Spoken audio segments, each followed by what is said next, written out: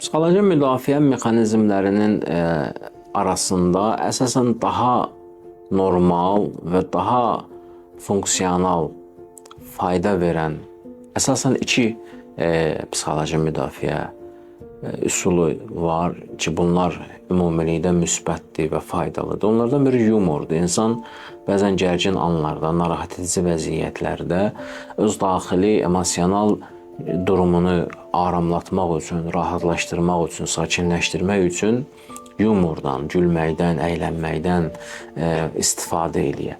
Ki, yumor, gülüş insanın doğrudan da daxili gərginliyini, daxili narahatlığını aradan aparmağa başaran psixoloji müdafiə üsullarından, mexanizmlərindən biri hesab olunur.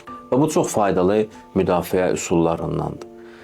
Digəri isə insanın mənfi hisslərini faydalı hisslərə çevirməsidir ki, buna sublimasiya deyirlər.